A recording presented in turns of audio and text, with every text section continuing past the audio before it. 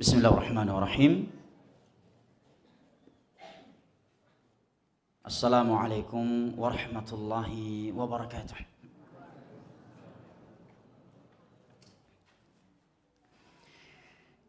Innal hamdalillah nahmaduhu wa nasta'inuhu wa nastaghfiruh wa na'udzu billahi min shururi anfusina wa min sayyiati a'malina. من يهده الله فلا مضل له ومن يضلل فلا هادي له وأشهد أن لا إله إلا الله وحده لا شريك له إقرارا به وتوحيدا وأشهد أن محمدا عبده ورسوله صلى الله عليه وعلى آله وصحبه وسلم تسليما كثيرا. يقول ربنا جل جلاله في كتابه الكريم: يا أيها الذين آمنوا اتقوا الله حق تقاته ولا تموتن إلا وأنتم مسلمون. وقال جل وعز: يا أيها الناس اتقوا ربكم الذي خلقكم من نفس واحدة وخلق منها زوجها إن الله كان عليكم رقيبا.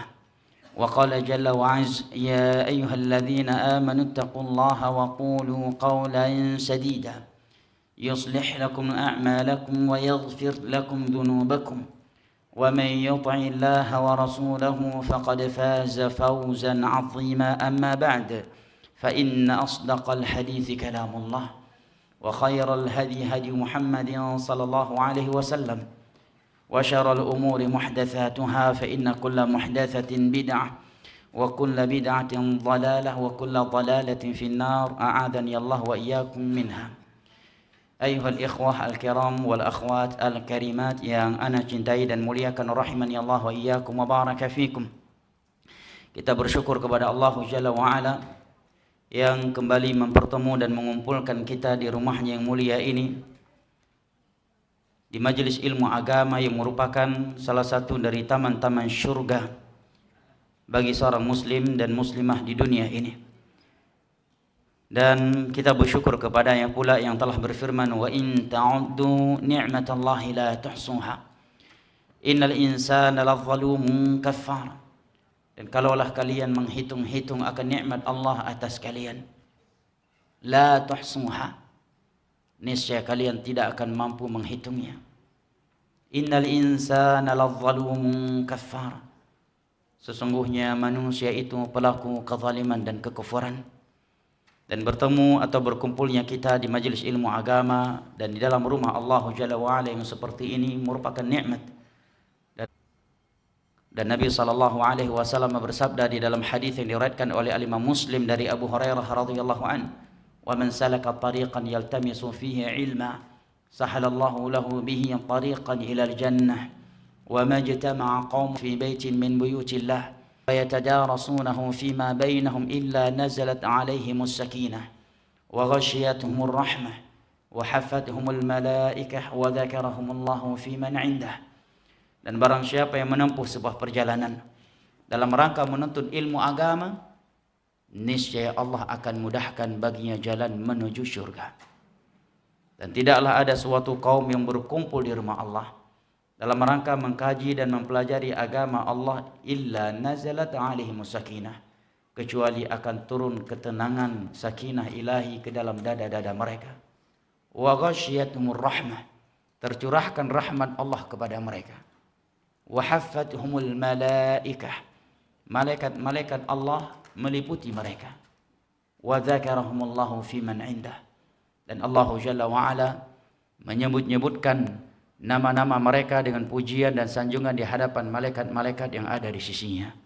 Maka sungguh tiada majelis yang lebih indah daripada majelis ilmu agama, dan tiada majelis yang lebih kita butuhkan untuk menenteramkan jiwa kita dari hiruk-pikuk dunia yang telah menyempit dan mengundah gulanakan hati kita selain daripada majelis ilmu agama. Maka di masa tabi'in, seorang presiden, seorang khalifah yang bernama Harun ar-Rasyid sekalipun ikut duduk bersimpuh di dalam majelis ilmu agama di bawah kakinya Atha ibn Abi Rabah, seorang budak sahaya yang hitam pekat, yang miskin, rambutnya tidak sempurna dan wajahnya kurang sempurna. tetapi Allah Jalla wa'ala menjadikan beliau sebagai ulama yang tersohor di kota Mekah. Maka Harun ar-Rasyid rela keluar meninggalkan istananya yang begitu megah dan sempurna bersama anggota keluarganya untuk duduk bersimpuh di bawah kaki seorang budak sahaya ini di dalam rumah Allah Jalla wa'ala, karena beliau mengetahui bahwa tiada tempat yang lebih menenteramkan jiwa beliau daripada majlis ilmu agama di dalam rumah Allah Jalla wa'ala yang dibacakan di dalamnya Allah berfirman, Rasulnya bersabda, atau para salaf berkata. Maka mudah-mudahan Allah Jalla wa'ala menjadikan kita dari golongan-golongan yang ia firmankan di dalam sebuah hadis qudsi yang diriwayatkan oleh Imam Tirmidzi dari Muadz bin Jabal radhiyallahu anhu, di mana Allah Jalla wa'ala berfirman, wajabat mahabbati lil mutahabbina fiyya wal mutajalisina fiyya wal mutazawirina fiyya wal mutabazilina fi. Sungguh telah wajib cintaku untuk mereka yang saling cinta mencintai sesama mereka karenaku. Mereka duduk-duduk berkumpul sesama mereka karenaku. Mereka saling kunjung mengunjungi sesama mereka karenaku, dan mereka saling berbagi sesama mereka karenaku. Jamaah yang dimuliakan Allah, ikhwani al-kiram wa akhwati al-karimat yang ana cintai dan muliakan, rahimani Allah wa iyyakum wa baraka fikum. Insyaallah taala kita lanjutkan kembali kajian kita membaca kitab Fawaidul Fawaid, untaian-untaian faedah yang indah dan sangat penting dari Al-Imam Ibnul Qayyim rahimahullahu taala. Berikut ini fasal yang ke-17. Beliau berikan judul Thamaratul Iman bis Sifatil Ilahiyah. Buah yang indah dari keimanan terhadap sifat-sifat Allah Jalla wa'ala yang maha tinggi, dan juga tentunya nama-namanya yang maha indah. Dan secara global, buah yang indah dari mengetahui nama-nama Allah yang maha indah dan sifat-sifat yang maha tinggi itu ada 3 secara umum. Secara global ada 3. Apabila seseorang membaca, melihat dan mentadabburi nama-nama Allah Jalla wa'ala al-husna yang maha indah dan sifat-sifatnya yang maha tinggi, maka secara umum, secara global itu akan melahirkan 3 sifat, dan 3 sifat ini merupakan rukun semua ibadah, di mana semua ibadah yang dilakukan oleh seorang muslim dan muslimah tidak akan bernilai ibadah di sisi Allah kecuali dengan 3 sifat ini. Yang pertama al-mahabbah, yang kedua adalah ar-raja, dan yang ketiga adalah al-khauf. Al-mahabbah, cinta kepada Allah. Allah Jalla wa'ala berfirman, walladzina amanu asyaddu hubban lillah. Orang-orang yang beriman itu amat dahsyat cinta mereka kepada Allah, mengalahkan cintanya kaum musyrikin kepada sesembahan yang mereka sembah selain Allah atau kepada Allah yang mereka sekutukan. Oleh karenanya di antara sifat wali-wali Allah adalah apa yang Allah terangkan di dalam firman-Nya dari surat Al-Maidah, wa yuhibbuhum wa yuhibbunah. Allah mencintai mereka dan mereka cinta kepada Allah. Di dalam riwayat Al-Imam Al-Bukhari dan Muslim dari Anas bin Malik radhiyallahu anhu, Nabi sallallahu alaihi wasallam bersabda, "Thalathun man kunna fihi wajada bihinna halawatil iman.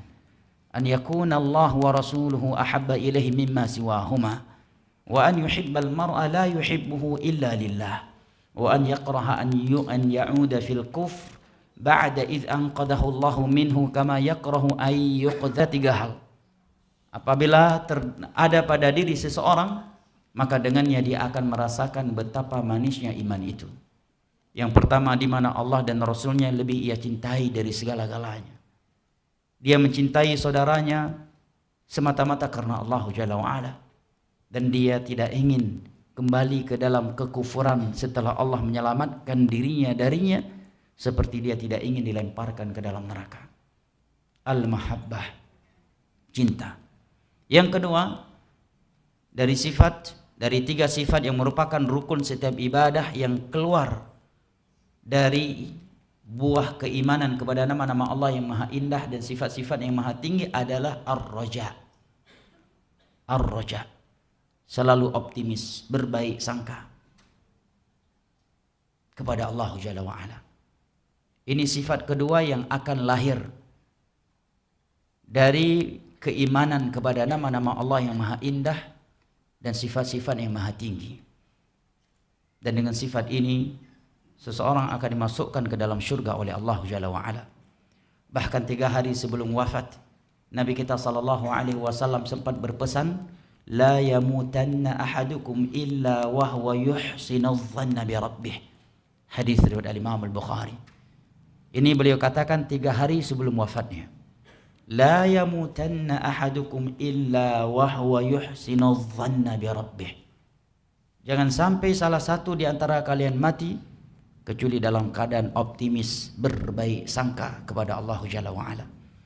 Barang siapa yang mati dalam keadaan dimurkai oleh Allah, meskipun dia sedang mengenakan kain ihram, meskipun dia mati jatuh dari pesawat yang dia tumpangi untuk berangkat haji atau umrah, bahkan meskipun dia mati di depan Ka'bah, kalau dia mati dalam keadaan pesimis dari rahmat Allah, pesimis dari ampunan Allah, dan berburuk sangka kepada Allah, tidak berbaik sangka kepadanya, dia mati su'ul khatimah. Makanya Nabi SAW dalam kondisi sabda la yamutanna ahadukum illa wahwa yuhsinu dhanna bi rabbih. Padahal beberapa hari sebelum wafatnya Nabi pernah pingsan sebanyak 3 kali, berulang kali. Berulang kali pingsan sebanyak 3 kali. Bersamaan dengan itu Nabi bersabda la yamutanna ahadukum illa wahwa yuhsinu dhanna bi rabbih. Jangan sampai salah satu di antara kalian mati kecuali dalam keadaan optimis kepada Allah, berbaik sangka sama Allah. Di dalam riwayat dari Abdullah bin Abbas radhiyallahu anhuma yang sahih, ketika Nabi SAW bersabda, ala unabbiukum bi akbaril kabair, maukah kalian aku beritahukan dosa-dosa besar yang paling besar? Maka di antara dosa-dosa besar yang paling besar yang beliau sebutkan adalah al-ya'su min rahmatillah, pesimis dari rahman Allah. Ini kalau ana jatuh dari pesawat ini pasti tempat ana neraka, nggak mungkin orang yang seperti saya ini pantas masuk surga, pasti neraka, pasti adab, nggak mungkin Allah memasukkan ana ke dalam surganya. Sedikit pun tidak ada nilai-nilai optimis di dalam hatinya kepada Allah. Maka dia mati usul khatimah walaupun sedang berangkat haji, bahkan walaupun dia mati di depan Ka'bah. Na'udzubillah min dzalik. La yamutanna ahadukum illa wahwa yuhsinu dhanna bi rabbih. Maka jangan sampai salah satu di antara kalian mati kecuali dalam keadaan berbaik sangka, optimis kepada Allah Jalla wa'ala. Dan di dalam hadis qudsi yang sahih, Allah Jalla Jalaluhu berfirman, ana 'inda dhanni 'abdi falyadhunni bi ma syaa. Aku sesuai dengan dugaan prasangka hambaku kepadaku. Silahkan dia berpraduga apa kepadaku sekehendaknya. Ikhwanul kiram wa akhwati al-karimat, ini yang kedua. Sifat ketiga yang akan lahir dari keimanan kepada nama-nama Allah yang maha indah dan sifat-sifat yang maha tinggi adalah sifat al-khauf. Rasa takut kepada Allah Jalla wa'ala. Dan tidaklah seseorang memiliki sifat ini kecuali Allah jamin syurga untuknya. Allah Jalla wa'ala berfirman, waliman khafa maqama rabbih jannatan.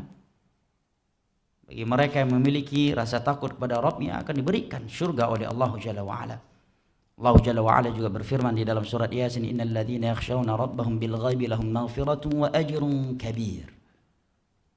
Mereka yang selalu takut kepada Rabb mereka, meskipun ketika dia seorang diri, bagi mereka pahala yang sangat besar dan ampunan yang sangat besar. Allah Jalla wa'ala juga menjamin syurga untuknya. Karena dengan sifat inilah seseorang akan berani dan mampu melawan hawa nafsunya.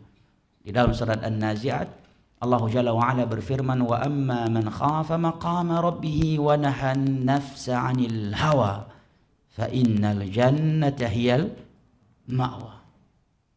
Barang siapa yang memiliki rasa takut kepada Rabbnya dan dia mampu menahan hawa nafsunya, maka syurga adalah tempat yang pasti untuknya. Ini 3 sifat yang akan lahir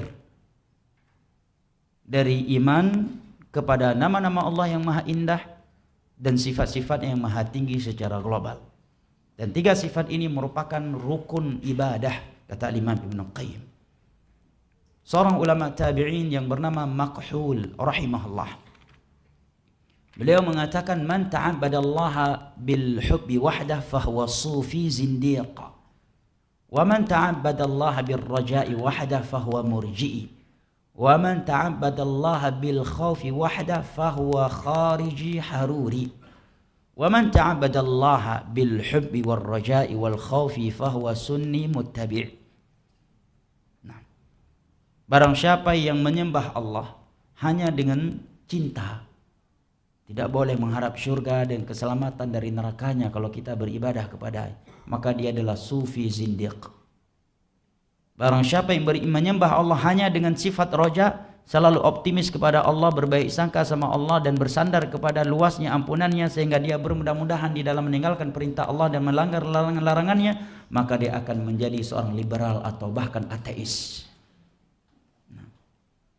Dan barang siapa yang menyembah Allah hanya dengan sifat takut yang tidak disertai roja, optimis dan cinta, maka dia akan menjadi seorang khawarij yang haruri. Saking takutnya mereka kepada Allah, mereka mengkafir-kafirkan kaum muslimin dengan dosa-dosa besar yang di bawah syirik.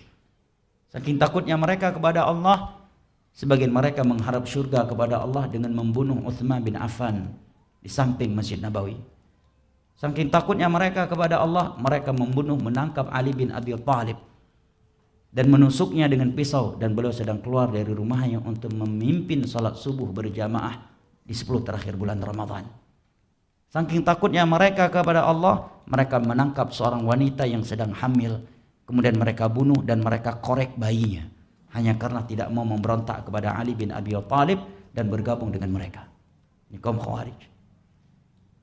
Maka kata Maqhur rahimahullahu ta'ala, barang siapa yang beribadah kepada Allah hanya dengan cinta, fahuwa sufi zindiq, dia sufi yang zindiq. Barang siapa yang beribadah kepada Allah hanya dengan roja, fahuwa murji, dia akan menjadi liberal, bahkan ateis.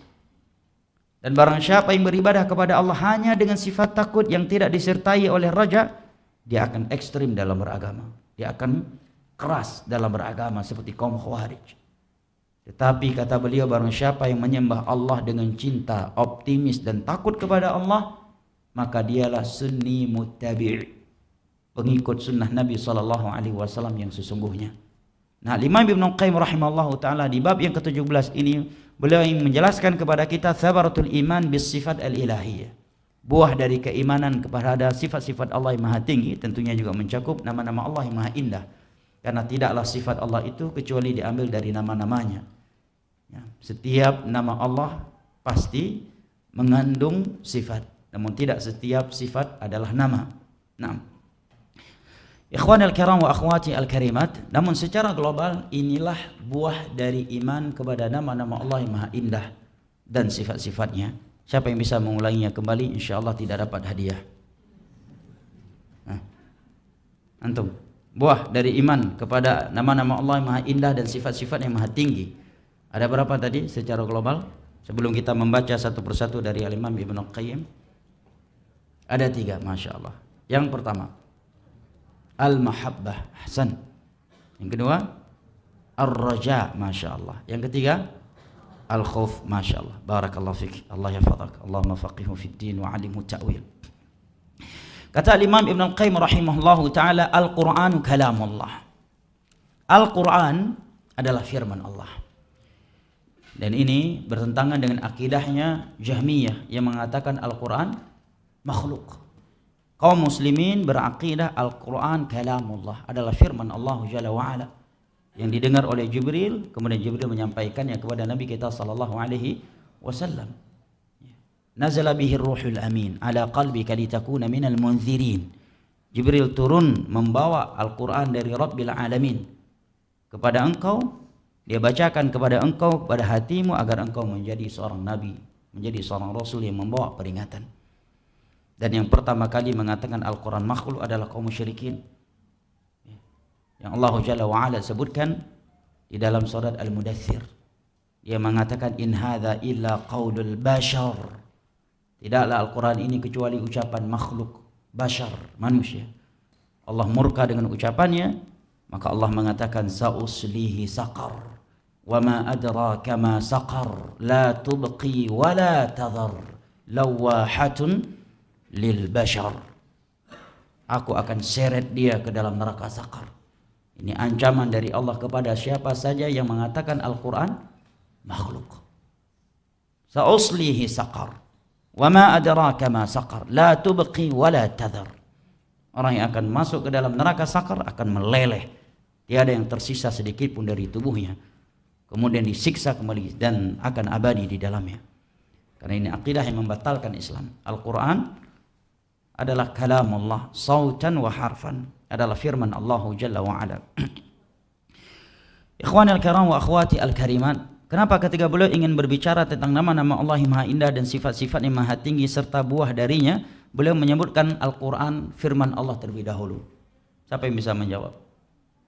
Kan Imam Ibnu Qayyim ingin berbicara tentang buah keimanan dari iman kepada nama-nama Allah yang maha indah dan sifat-sifatnya yang maha tinggi. Kenapa beliau harus memulai pembahasan ini dengan mengatakan Al-Qur'anu kalam Allah? Beliau berbicara terlebih dahulu tentang Al-Quran sebagai firman-Nya Allah. Siapa yang bisa menjawab? Bapak-bapak. Karena salah satu sifat Allah adalah kalam, tapi bukan ini maksudnya Imam Ibnu Qayyim. Barakallahu fiik. Nah, ibu-ibu. Karena di dalam Al-Quran lah Allah memperkenalkan nama-namanya yang maha indah dan sifat-sifat yang maha tinggi kepada kita. Di dalam hadis ada, tetapi tidak sebanyak yang di dalam Al-Quran. Nah, di dalam Al-Quran lah Allah menyebutkan nama-namanya yang maha indah dan sifat-sifatnya yang maha tinggi kepada kita, dan Al-Quran dari sifat-sifatnya. Nah, maka beliau mengatakan qad tajalla fihi li'ibadihi bisifatihi. Dan di dalam Al-Quran lah Allah menjelaskan keagungan dirinya kepada hamba-hambanya melalui nama-namanya yang maha indah dan sifat-sifat yang maha tinggi. Makanya zaman dahulu kenapa orang semakin banyak hafal Al-Quran, semakin mengagungkan Allah, karena mereka memahami rahasia-rahasia, mentadabburi nama-nama Allah yang maha indah dan sifat-sifat yang maha tinggi yang ada dalam Al-Quran. Sementara banyak hari ini hafid Al-Quran tapi jatuh zina, hafid Al-Quran tapi cukur jenggot, hafid Al-Quran tetapi melanggar sabda Nabi, hafid Al-Quran justru buat bid'ah, bukan ikut sunnah Nabi, hafid Al-Quran tetapi merokok, hafid Al-Quran tapi enggak sholat berjamaah, hafid Al-Quran tapi menjadi anak durhaka, hafid Al-Quran tapi enggak sholat tahajud. Berbeda dengan zaman dahulu. Kenapa? Karena memang mereka benar-benar ketika menghafal Al-Quran, membacanya dan melewati ayat nama-nama Allah yang maha indah dan sifat-sifat yang maha tinggi, maka lahirlah 3 sifat tadi di dalam hati mereka. Nah, karena melalui nama-namanya yang maha indah dan sifat-sifat yang maha tinggilah Allah menjelaskan keagungannya. Sehingga ketika seorang memahaminya, semakin agunglah Allah Subhanahu wa taala di dalam hatinya, dan semakin mengecillah bahkan menghilanglah selain Allah Jalla wa Ala. Maka hanya ia yang paling ia cintai, yang paling dia harap, dan yang paling ia takuti. Nah, sehingga kata beliau, fataratan yatajalla fi jilbabil haibati wal 'azamati wal jalal. Di dalam Al-Quran terkadang Allah Jalla wa Ala menjelaskan kemuliaan dirinya dengan menyebutkan keagungan dan kemuliaannya. فتخضع الأعناق وتنكسر النفوس وتخشع الأصوات ويذوب الكبر كما يذوب الملح في الماء. Sehingga ketika seseorang mengetahui betapa agungnya Allah, betapa mulianya Allah, mereka akan tunduk. Jiwa-jiwa yang sombong akan terpatahkan. Suara-suara yang meninggi akan menjadi hening, akan mengecil, dan kesombongannya itu akan meleleh di hadapan keagungan Allah Jalla wa Ala seperti melelehnya garam di dalam air. Makanya jamaah yang dimuliakan Allah, apabila seseorang sudah mengetahui nama-nama Allah yang maha indah dan sifat-sifat yang maha tinggi, tetap belum bisa hilang sifat sombongnya, itu nggak ada obat lagi jemaah selain hari kiamat. Iya kan? Udah tahu nama-nama Allah yang maha tinggi dan sifat-sifat yang maha nama-nama Allah yang maha indah dan sifat-sifat yang maha tinggi, di antaranya Al-Jalal, Al-Azim, ya, Dzul Jalali wal Ikram, Al-Azamah. tapi masih bersifat sombong, nggak ada obat lagi untuk orang ini selain hari kiamat. Ya. Nah, ikhwanul kiram wa akhwati al-karimat, maka kata Imam Ibnu Qayyim, apabila seseorang melihat keagungan Allah melalui sifatnya ya al-azim, al-azamah, dzul jalal, yang maha mulia, yang maha agung, maka leher-leher yang tadinya tinggi akan menjadi pendek. Jiwa-jiwa yang tadinya sombong, keras akan patah. Suara-suara yang meninggi akan mengecil, akan menurun. Dan kesombongannya akan meleleh seperti melelehnya garam di dalam air. Nah. Kemudian kata beliau, wa taratan yatajalla fi sifatil jamali wal kamal, wa huwa kamalul asma'i wa jamalus sifati wa jamalul af'ali dalli ala kamaliz dzat. Terkadang Allah Jalla wa Ala menjelaskan tentang dirinya di dalam Al-Quran melalui sifat-sifatnya yang jamal, yang maha indah, wal kamal, dan yang maha sempurna, yaitu indah dan sempurna nama, sifat, perbuatan yang menunjukkan indah dan sempurnanya zatnya, sehingga melahirkan cinta yang luar biasa di dalam hati seorang hamba kepadanya. Wa bihasbi ma arafa min sifati jamalihi wa nu'ut kamalihi fayusbihu fuadu 'abdihi farighan illa min mahabbati. Semakin seorang hamba mengetahui sifat-sifat Allah yang maha indah, sifat-sifat Allah yang maha sempurna, maka dia akan semakin cinta kepada Allah, sehingga hatinya akan kosong dengan selain cinta kepada Allah. Tiada isi di dalam hatinya kecuali cinta kepada Allah Jalla wa Ala. فإذا أراد منه الغير أن يعلق تلك المحبة به أبى قلبه وأحشاؤه ذلك كل الأبى. Seandainya ada selain Allah datang ingin memalingkan hatinya dari cintanya kepada Allah, maka hatinya akan enggan dan tidak menginginkan kecuali cinta kepada Allah Jalla wa Ala semata. Kenapa? Karena dia telah melihat nama-nama Allah yang maha indah dan sifat-sifat yang maha tinggi yang menjelaskan keindahan dan kesempurnaannya Allah. Sehingga seperti yang dikatakan oleh penyair Arab, penyair bukan penyanyi ya, penyair bukan musisi. Kama qil yuradu minal qalbi nisyanukum wa ta'ba tiba'u 'alan naqili. Ada selain Allah yang menginginkan kalian lupa terhadap Allah. Tetapi tabiat hati kalian yang sudah mengenal keindahan dan kesempurnaan Allah tidak akan berpaling dari cinta kepada Allah. Dia akan enggan dan akan menolak seruan tersebut untuk melupakan Allah Jalla wa Ala. Sehingga kata beliau, fatabaqal mahabbatu lahu tab'an la takallufan, sehingga hatinya itu secara normal, secara tabiat, otomatis cinta kepada Allah tanpa harus dipaksa. Kenapa? Karena dia telah mengetahui nama-nama Allah dan sifat-sifatnya yang menunjukkan Allah maha indah dan maha sempurna. Maka cinta akan lahir tanpa paksaan. Wa idza tajalla bi sifatir rahmati wal bir wal lutfi wal ihsani inba'athat quwwatur raja'i min al 'abd wa inbasata amaluhu wa qawiya tam'uhu wa sara ila rabbih wa hadir raja'i yahdu rikab sayri wa kullama qawiya ar-raja' jadda fil 'amal. Kata Imam Ibnu Qayyim rahimahullahu taala, demikian juga apabila Allah Jalla wa Ala menjelaskan dirinya dengan sifat-sifat yang menunjukkan betapa dirinya rahmat kepada hamba-hambanya, betapa dirinya berbuat baik kepada hamba-hambanya, betapa maha lembutnya ia dan betapa maha baiknya dia kepada mereka, maka akan melahirkan sifat roja, optimis dari seorang hamba kepadanya. Dan akan terbuka pintu angan-angan darinya kepada Allah Jalla wa'ala. Akan semakin kuat harapannya kepada Allah. Dan dia akan semakin semangat berjalan menujunya. Nah, karena sifat roja akan menggerakkan perjalanannya menuju Allah Jalla wa'ala. Dan sifat roja ini kata Imam Ibnul Qayyim, wa kullama qawiya roja jadda fil amal. Ini kaidah. Apabila menyelisih kaidah ini, berarti roja yang kita anggap dan kita sangka itu roja, sejatinya itu bukan roja.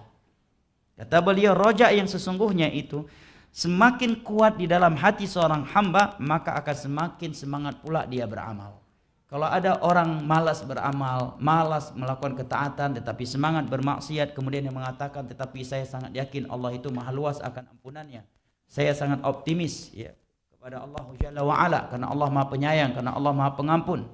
Ini namanya bukan roja, ini namanya ghurur, tertipu dengan luasnya rahmat Allah. Karena roja yang sesungguhnya adalah yang melahirkan ibadah dan menciptakan semangat di dalam melakukan ketaatan. Makanya kalau kita baca surat Al-Baqarah, di sana Allah Jalla wa'ala menyebutkan orang-orang yang berjihad dengan harta-harta mereka, dengan nyawa-nyawa mereka. Kemudian setelah itu Allah mengatakan, ulaika yarjuna rahmatallah. Mereka yang rela mengorbankan nyawa dan harta mereka di jalan Allah, mereka lah orang-orang yang roja terhadap rahmat Allah. Kata Imam Ibnul Qayyim, ini ayat menjelaskan kepada kita bahwa bukti roja itu benar adalah lahirnya amalan darinya.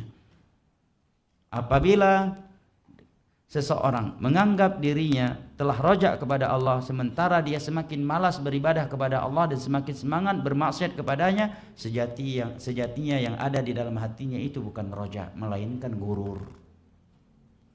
Karena kaidahnya kata Imam Ibnul Qayyim, wa kullama qawiyar roja jadda fil amal. Semakin kuat sifat roja, optimis di dalam hatinya, maka akan semakin semangat juga dia dalam beribadah kepada Allah Jalla wa'ala. Maka dalam Al-Quran tadi banyak ayat menyebutkan roja dari hati seorang hamba bukan karena dia baru selesai bermaksiat. Justru Allah sebutkan dan dia sedang beribadah kepada Allah. Seperti ayat tadi. Dan juga seperti firman Allah Jalla wa'ala di dalam surat Az-Zumar. Allah Jalla wa'ala berfirman, amman huwa qanitun ana al-laili sajidan wa qa'ima yahdharul akhirata wa yarju rahmata rabbih qul hal yastawi alladhina ya'lamuna wal ladhina la ya'lamun innama yatadhakkaru ulul albab. Apakah sama orang yang selalu taat kepada Allah di malam hari, dia berdiri, dia sujud, salat menghadap kepada Allah di sepertiga akhir malam, apakah sama orang yang seperti ini dengan orang yang selainnya? Benar Allah katakan dalam kondisi yang seperti itu dia takut kepada Allah dan optimis kepadanya. Untuk bayangkan, Allah katakan dia optimis kepada Allah dan dia sedang sujud. Dia optimis kepada Allah dan dia sedang salat. Karena optimis kepada Allah, dia bangun meninggalkan tempat tidurnya yang begitu mewah, yang begitu nyenyak, dan keluar dari kamar tidurnya yang begitu dingin, rela mandi atau berwudu hanya untuk bergerak ya, dengan ruku, dengan sujud atau pergerakan salat yang lainnya hanya untuk menyembah Allah Subhanahu wa taala semata. Allah katakan itu semua karena adanya roja di dalam hati dia.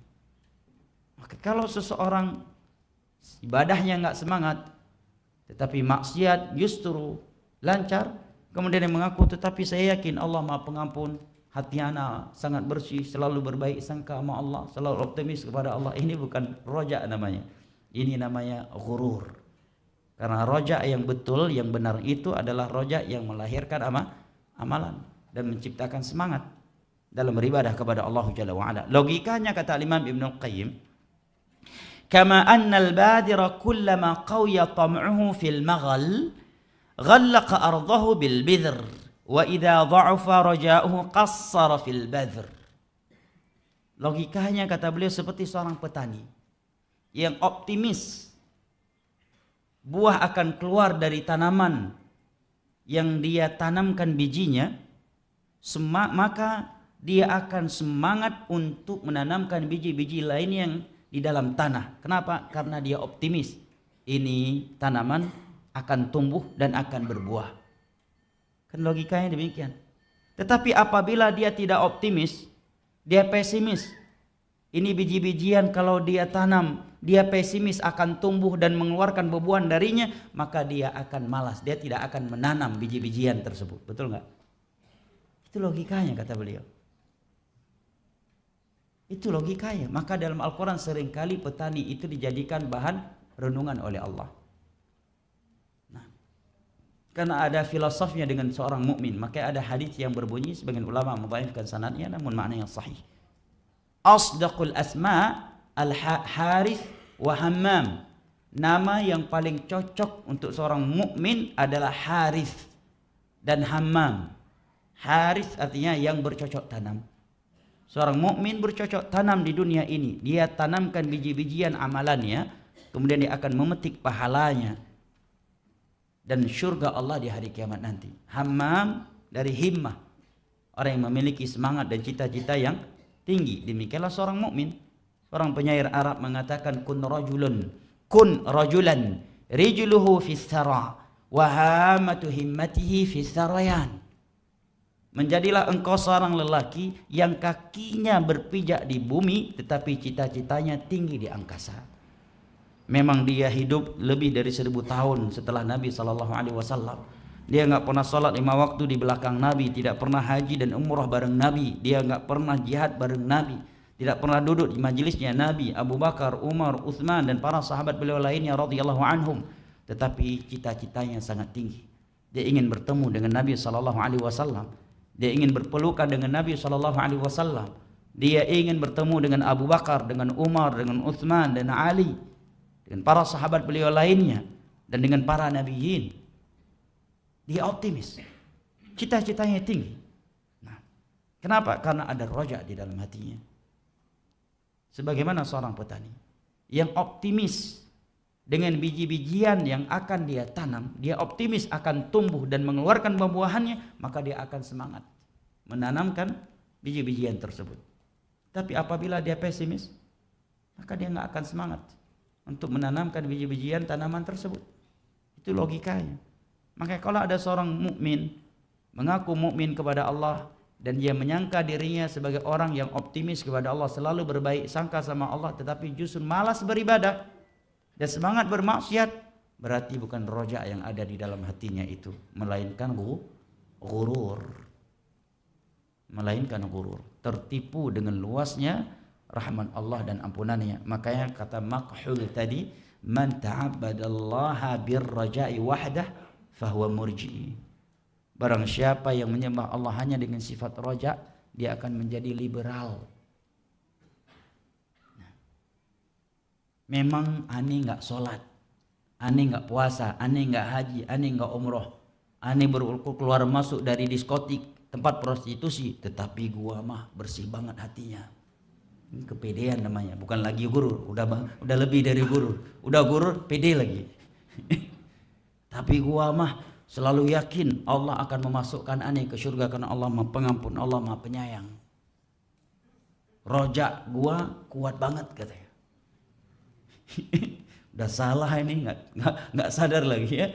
Rojak yang benar itu adalah yang melahirkan semangat beribadah. Bayangkan tadi Allah mengatakan tentang hambanya memiliki sifat rojak dan dia sedang sujud. Allah katakan dia rojak dan dia sedang berdiri salat malam di sepertiga akhir malam. Karena rojak dia bangun dari tempat tidurnya yang nyenyak. Dia keluar meninggalkan kamar tidurnya yang begitu dingin. Kemudian dia rela masuk ke kamar mandi untuk mandi atau berwudu hanya untuk bisa menghadap kepada zat yang tiada yang dia cintai melebihi cintanya dia kepada zat tersebut, Rabbul Alamin. Ini rojak yang sesungguhnya. Demikian juga tadi dalam surat Al-Baqarah Allah katakan mereka berjihad, mengorbankan nyawa, mengorbankan harta. Setelah itu Allah mengatakan ulaika yarjuna rahmatallah. Itulah orang-orang yang rojak terhadap rahmatnya Allah. Kemudian Al-Imam Ibnu Qayyim menyebutkan sebuah perumpamaan yang menunjukkan bahwa demikianlah yang logisnya. Sebagaimana seorang petani yang optimis dengan tanamannya bahwa tanaman tersebut akan tumbuh dan akan berbuah, maka dia akan semangat menanamkan biji-bijian ke dalam tanah karena optimis akan tumbuh dan keluar buah-buahan darinya. Tapi kapan dia pesimis, maka dia tidak akan menanam. Nah, demikian juga seorang mukmin. Kalau di dalam kitab beliau lainnya yang namanya Ad-Da' wa Dawa, ini juga kitab yang luar biasa. Dari namanya saja udah luar biasa ya. Ad-Da' wa Dawa namanya. Apa artinya? Obat dan penawarnya. Nah, judul kitabnya Al-Jawabul Kafi liman sa'ala 'anid da'i wad dawa. Jawaban yang memuaskan untuk siapa saja yang bertanya tentang penyakit dan penawarnya. Salah hati juga. Ini kitab yang luar biasa. Ya, meleleh hati kita kalau membaca kitab ini. Nah, kecuali hati yang sudah berpenyakit atau mati. Nasallallahu alaihi wasallam. Di sana beliau menyebutkan perumpamaan yang lain untuk menjelaskan bahwa orang yang mengatakan dirinya optimis, roja kepada Allah tetapi malas beribadah dan semangat bermaksiat, itu sebenarnya bukan roja, itu tertipu. Beliau berikan perumpamaan seorang budak sahaya yang durhaka kepada majikannya, kemudian dia lari meninggalkan majikannya. Apakah di saat pelariannya, di saat dia berlari sebagai seorang budak sahaya yang durhaka sama majikannya dan pergi meninggalkannya, dia akan selalu berbaik sangka sama majikan, ini pasti kalau gua ketangkap bakal dihadiahin mobil, bakal dihadiahin rumah, atau dia akan takut kalau gua ketangkap pasti dicambuk, disiksa, dipenjara? Mana yang benar?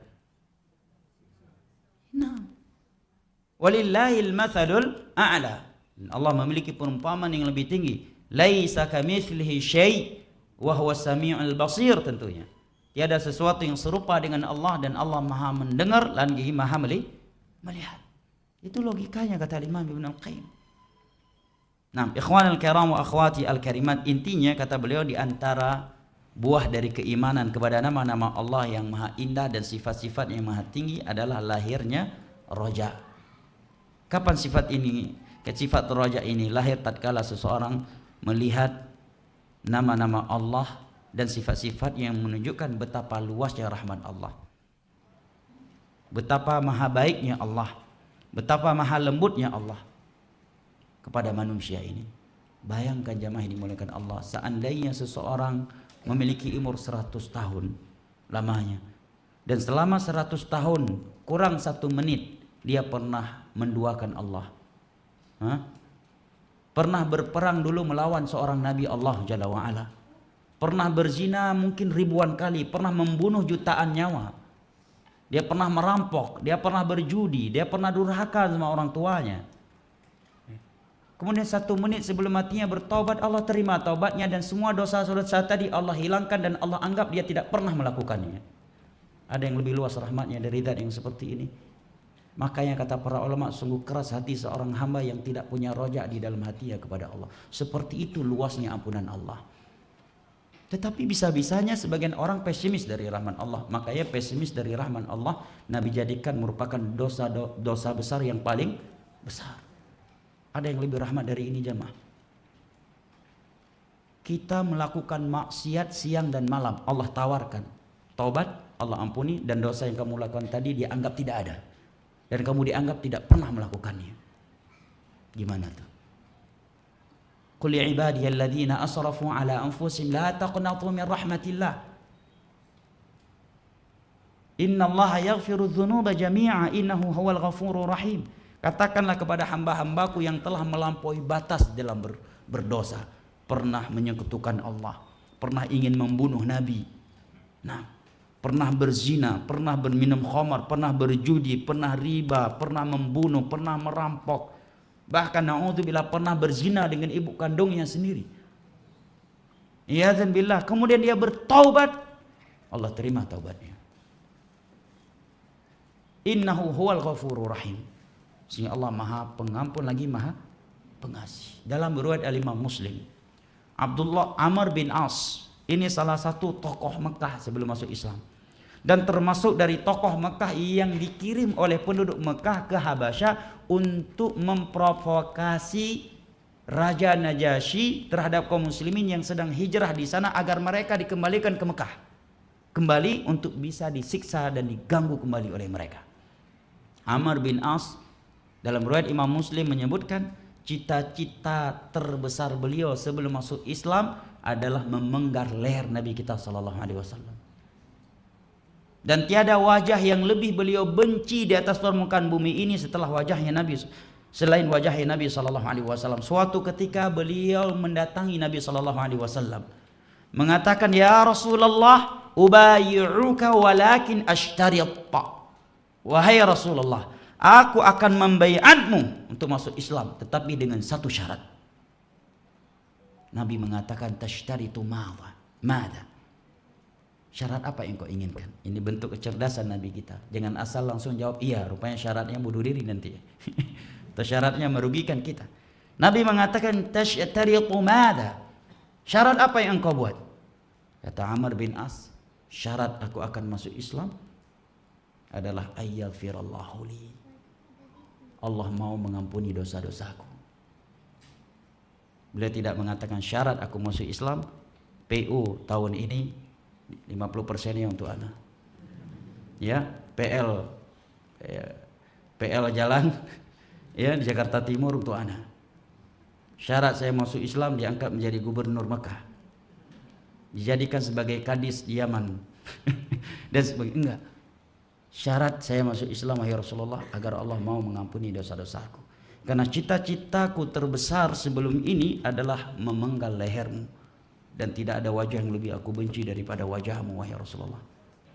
Maka Nabi SAW mengatakan, "Ama ta'lam anna al-Islam yahdimu ma qabla kama anna taubatu tahdimu ma qablaha."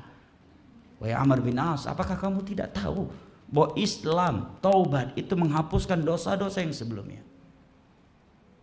Nah, lihat, ada yang lebih luas rahmatnya dari ini jemaah. Ada seorang lelaki telah membunuh 100 jiwa, bertaubat.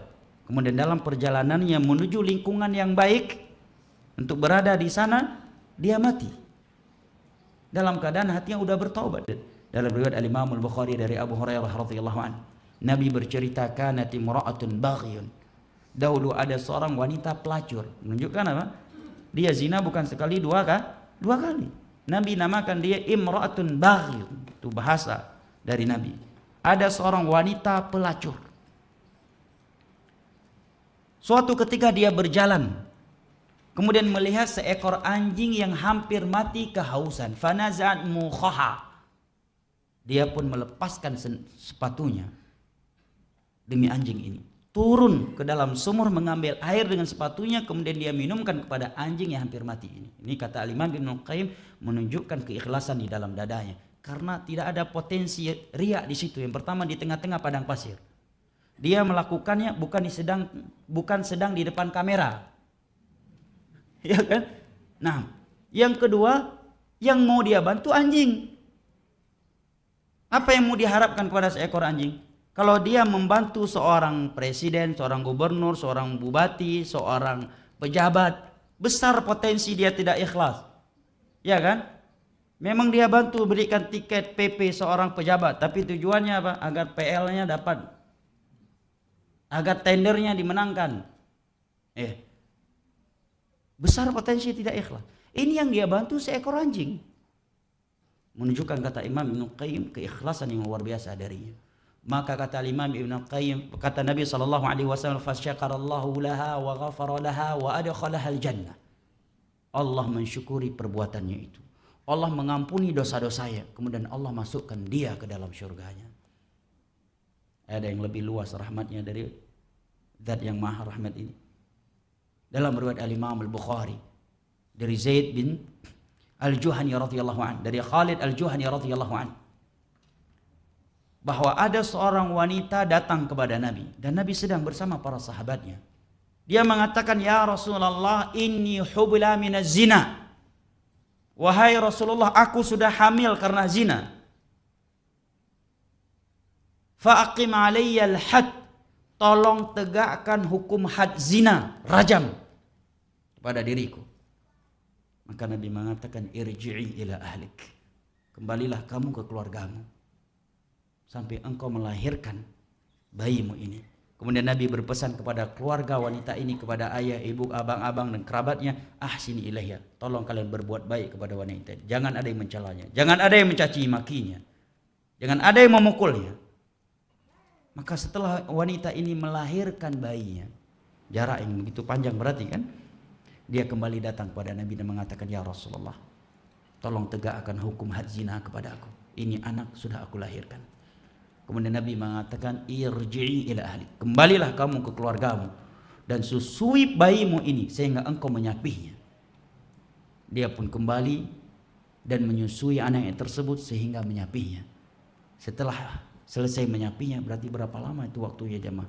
Ya kan, beberapa bulan waktu hamil, kemudian 2 tahun kurang lebih waktu menyusuinya. Kata para ulama menunjukkan keikhlasan yang luar biasa di hati wanita ini, karena seandainya dia melarikan diri saat itu, Nabi nggak akan mencarinya.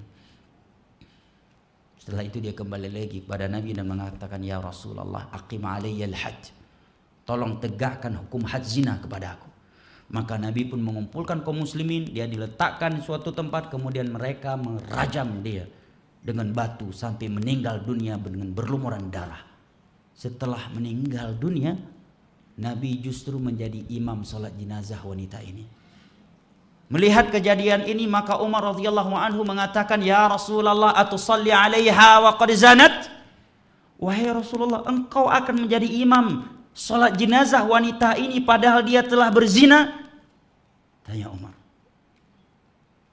Maka Nabi SAW menjawab, ya Umar, innaha tabat taubatan law qusimat baina 70 min ahli al-Madinah lawasi'atuhum. Wahai Umar, ini wanita memang telah berzina dan dia mati karena kita rajam atas zinanya, tetapi dia telah bertaubat. Seandainya taubat yang dia lakukan ini diberikan untuk 70 penduduk Madinah, maka sudah cukup untuk mereka sebagai modal masuk surga. Lihat betapa rahmatnya Allah dan betapa luasnya ampunan Allah. Nah, makanya Nabi mengatakan tadi, merupakan dosa besar yang sangat besar adalah al-ya'su min rahmatillah, pesimis dari ampunan Allah, pesimis dari rahmat Allah. Karena rahmat Allah yang begitu luas, ampunannya yang begitu luas, tapi bisa-bisanya sebagian orang tidak optimis kepada Allah. Bahkan di dalam hadis qudsi yang diriwayatkan oleh Al-Imam Tirmidzi dari Anas bin Malik radhiyallahu anhu, Allah Jalla wa Ala berfirman, ya bani Adam, law balagat dhunubuka anana as-samai thumma astaghfartani ghafartu laka wala ubali. Wahai anak Adam, seandainya dosa-dosamu itu sudah setinggi langit atau sejauh mata memandang, gimana tuh? Dosanya sudah setinggi langit, bukan sekedar setinggi Ancol atau apa Monas. Kok Ancol sih? Bukan sekedar setinggi Monas. Ini sudah setinggi langit. Sejauh mata memandang, pernah menduakan Allah, pernah berperang melawan Nabi, pernah berzina, pernah menjadi wanita lesbi, pernah menjadi homo, pernah membunuh, pernah merampok, pernah berjudi, pernah berzina sama orang tua kandungnya. Na'udzubillah min dzalik. Kemudian dia bertobat kepada Allah. Allah katakan, wala ubali, aku akan terima taubatmu dan aku tidak peduli. Mesti dosa-dosamu itu sudah setinggi langit dan sudah sejauh mata memandang. Tapi bisa-bisanya sebagian orang masih tetap pesimis dari rahmat Allah, masih tetap tidak optimis kepada Allah, sehingga sebagian mereka ada yang mati bunuh diri, sebagian mereka ada yang menjadi ateis, sebagian mereka menjadi khawarij, haruri. Maka kata Imam Ibnu Qayyim, ini salah satu dari buah keimanan kepada nama-nama Allah yang maha indah dan sifat-sifat yang maha tinggi. Nah, jamaah yang dimuliakan Allah, betapa luasnya rahmat Allah dan betapa luasnya ampunan Allah Jalla wa Ala. Di dalam hadis qudsi yang diriwayatkan oleh Imam Muslim dari Abu Dzar radhiyallahu anhu, Allah Jalla wa Ala juga berfirman, innakum tukhti'una bil-laili wan-nahar wa ana atubu alaikum wa ana aghfiru dzunuba jami'an. Kalian melakukan dosa siang dan malam. Siang dan malam kalian melakukan dosa, tetapi aku akan mengampuni seluruh dosa. Mohonkanlah ampunan kepadaku, bertobatlah kalian kepadaku, maka aku akan ampuni dosa-dosa kalian. Subhanallah. Malam dia bertaubat, malam dia bermaksiat, pagi dia bertobat, Allah terima taubatnya.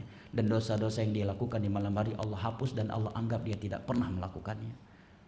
Di siang hari dia melakukan maksiat, kemudian tidur dalam keadaan sudah bertobat, Allah anggap dia orang yang tidak melakukan dosa-dosa yang dia lakukan tadi siang. Hadis Abu Musa al-Asy'ari radhiyallahu anhu dalam riwayat Imam al-Bukhari. Ikhwani al-kiram wa akhwati al-karimat rahimani Allah wa iyyakum wa baraka fikum, sehingga Nabi sallallahu alaihi wasallam mengatakan ala unabbiukum bi akbaril kabair. Maukah kalian aku beritahukan dosa-dosa besar yang paling besar? Maka yang diantaranya beliau sebutkan adalah al-ya'su min rahmatillah, pesimis dari rahmat Allah, karena begitu luas rahmat Allah, begitu maha luas ampunan Allah. Maka orang yang pesimis dari ampunan dan rahmat Allah dianggap hamba yang benar-benar durhaka kepada Allah, hamba yang benar-benar keras hatinya kepada Allah, sehingga tidak ada sifat optimis sedikit pun di dalam hatinya kepada Allah yang maha luas ampunannya dan maha luas rahmatnya, dan enggan bertaubat. Puluhan tahun Allah berikan kesempatan untuk bertobat, tetap tidak mau taubat. Di dalam hadis riwayat Al-Imam Tirmidzi dari Abdullah bin Umar radhiyallahu anhuma, Nabi sallallahu alaihi wasallam bersabda, "Innallaha yaqbalu taubatal 'abdi ma lam yugharghir." Allah akan senantiasa menerima taubat seorang hamba selama dia belum mengalami ghargharah. Apakah ghargharah itu? Ghargharah itu dua maknanya kata para ulama. Yang pertama, nyawa yang dicabut oleh malaikat maut belum sampai di kerongkongannya. Karena apabila nyawanya yang dicabut oleh malaikat maut sudah sampai di kerongkongannya, maka tidak bermanfaat lagi taubat saat itu. Kalla idza balaghatit taraqi wa qila man raq wa dhanna annahu al-firaq. Makna ghargharah yang kedua adalah dia belum melihat azab Allah yang mematikan. Karena taubat setelah melihat azab Allah yang mematikan itu taubat karena terpaksa. Dan taubat yang Allah inginkan dari kita adalah taubat karena cinta, karena optimis serta takut kepada Allah, bukan karena terpaksa. Allah berfirman menyindir orang-orang yang seperti ini, falamma ra'au ba'sana tadarra'u. Tatkala mereka telah melihat azab kami yang mematikan, barulah mereka bertaubat. Seperti taubatnya Firaun. Sebelumnya petantang-petenteng mengatakan ana rabbukumul a'la. Begitu ditenggelamkan ke dalam laut oleh Allah, Allah katakan falamma adrakahul gharaq qala amantu billadzi amanat bihi banu Israil. Qala al-an wa qad kunta al-an falyawma nunajjika bi badanika litakuna liman khalfaka ayah. Kata Allah Jalla wa'ala, tatkala Fir'aun sudah tenggelam dan sudah yakin dirinya akan mati, barulah dia mengatakan aku beriman. Dan juga saking sombongnya kata para ulama, dia tidak mengatakan aku beriman kepada Allah, dia mengatakan aku beriman dengan zat yang diimani oleh Bani Israel. Makanya kata para ulama, puncak kesombongan adalah puncak kehinaan di sisi Allah. Ketika seseorang bisa sombong, berarti dia sedang dihinakan oleh Allah. Karena orang yang dimuliakan oleh Allah tidak akan pernah bersifat sombong. Nah, saking sombongnya Fir'aun kata ulama tafsir, dia di sini tidak mau menyebut nama Allah. Padahal udah mengatakan beriman. Dia kira mungkin akan selamat dengan demikian, nanti akan balik lagi. Tatkala dia sudah tenggelam, maka dia mengatakan aku beriman kepada zat yang diimani oleh Bani Israel. Ini saking sombongnya, enggak mau menyebut nama Allah, saking gengsinya. Dan ini semisal dengan ini terjadi pada sebagian yang orang yang mengaku muslim, dan ini seringnya ketika turbulensi pesawat. Pesawat mengalami turbulensi, sebagian orang ketakutan tetapi tidak mau mengucapkan Allahu Akbar la ilaha, malu sama kawan yang di sampingnya, takut dikatakan cemen lo katanya. Akhirnya mati dalam keadaan tidak jadi menyebut nama Allah. Padahal Nabi mengatakan man kana akhiru kalamihi la ilaha illallah dakhala al-jannah. Barang siapa yang la ilaha illallah adalah kalimat terakhir yang keluar dari mulutnya, maka dia pasti masuk surga. Ada sebagian orang begitu, ketika turbulensi kawannya bertakbir Allahu Akbar la ilaha illallah subhanahu, dia malah ketawa. Cemen banget sih lo. Lah ya akhi, kalau bukan Allah yang kita panggil siapa lagi? Amma yujibul muttarra idza da'a. Adakah yang mengabulkan permohonan orang yang sedang di dalam kegentingan selain Allah? Kata Allah, amma yujibul muttarra idza da'a. Kaum musyrikin dahulu saja Abu Lahab degeng Abu Lahab CS yang begitu keras hatinya, kata Allah, فَإِذَا غَشْيَهُمْ مَوْجٌ فِي الْفُلْكِ دَعُوا اللَّهَ مُخْلِصِينَ لَهُ الدِّينَ. Apabila kapal-kapal mereka, sampan-sampan mereka diterjang oleh ombak di tengah laut, mereka benar-benar syahdu, benar-benar ikhlas berdoa kepada Allah. Itu Abu Lahab CS. Masa kita lebih keras hatinya daripada Abu Lahab the Gang?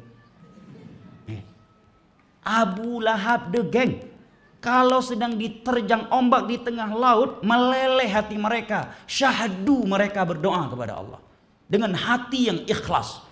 Sama sekali mereka tidak memanggil Hubal, Uzza, Mana. Yang mereka panggil hanya Allah. Masa kita seorang muslim naik pesawat turbulensi, gengsi ingin mengucapkan takbir, Allahu Akbar, Subhanallah, takut dibilang cemen sama kawan di samping. Sekeras itukah hati kita? Sebeku itukah kolbu kita kepada Sang Maha Kuasa, Sang Pencipta kita? Malu menyebut namanya karena takut dibilang cemen oleh teman yang di samping. Sebeku itukah hati kita? Sekeras itukah kita? Seburuk itukah sangkaan kita kepada Allah? Dan selalai itukah kita dari Allah? Nah, padahal Nabi SAW mengatakan, wala yazalu lisanuka rutban min dzikrillah. Hendaknya lisanmu itu selalu basah dengan zikir kepada Allah. Ibrahim alaihissalam ketika ditangkap, ditelanjangi, tidak berpakaian sehelai benang pun, diletakkan di dalam ketapel raksasa, kemudian dilemparkan ke dalam api yang raksasa. Apa yang keluar dari mulutnya? Hasbi Allah wa ni'mal wakil. Allah yang beliau panggil. Ada sebagian orang jemaah turbulensi. Anak pernah terbang dengan beberapa yang bukan sipil dengan baju dinas. Sebagian mengucapkan subhanallah, yang lain gak mau mengucapkan, gengsi.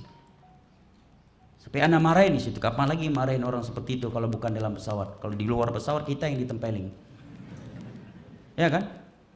Anak ceramain, anak masih ingat. Tapi pas turun cium tangan. Sampai anak ingatkan, lihat bang, lemah kita. Sekarang kalau malaikat mau mencabut nyawa saya dan Anda, pasukan Anda bisa nggak menyelamatkan? Terdiam dia. Ya. Perwira menengah, pakai baju dinas. Anak nasihatin gitu, wallahi. Dalam perjalanan pulang dari Jakarta ke Banda Aceh, turun cium tangan. Cuma nggak nak bolak-balik telapak tangan anak.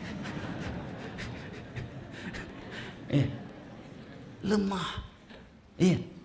Sebagian mengucapkan subhanallah, Allahu Akbar. Tapi sebagian ada yang nggak mau. Segan, malu, takut dibilang cemen. Subhanallah. Ini penghinaan dari Allah. Maka para ulama tafsir ketika menjelaskan ayat tentang Fir'aun tadi, ketika dia sudah tenggelam, dia mengatakan amantu billadzi amanat bihi banu Israil. Aku beriman dengan zat yang diimani oleh Bani Israel. Dia nggak mau menyebutkan nama Allah. Karena sudah kadung mengatakan sebelumnya ana rabbukumul a'la. Kata Allah, ini puncak kesombongan dia dan ini merupakan puncak penghinaan dari Allah kepadanya. Ketika dia sudah berada di kondisi yang sangat genting, Allah tidak ingin membuat mulutnya menyebut namanya yang maha indah dan maha sempurna. Ini puncak kehinaan jemaah. Ketika seorang berada di dalam kondisi yang genting, tetapi mulutnya sulit menyebut nama Allah, padahal Allah mengatakan amma yujibul muttarra idza da'a. Ada orang-orang seperti itu jemaah. Dan kira antum yang sering naik pesawat sering melihat begitu, apalagi orang yang petantang-petenteng, anak-anak muda, malu dia menyebutkan takbir Allah, dia tahan, lebih baik menangis. Ya, lebih baik ya, gigit mulut daripada mengucapkan takbir, padahal dia ucapkan takbir zikir kepada Allah berpahala. Dan kalau dia mati menyebut nama Allah, mati husnul khatimah. Wala yazalu lisanuka rutban min dzikrillah. Hendaknya lisanmu itu selalu berzikir kepada Allah Jalla wa Ala. Ikhwanal kiram wa akhwati al-karimat rahimani Allah wa iyyakum wa baraka fikum. Kiranya ini yang dapat kita kaji pada kesempatan kali ini. Jika waktu masih tersisa, maka saya persilahkan jika ada kritikan, masukan atau hal lainnya yang ingin disampaikan dengan segala hormat. Barakallahu fikum.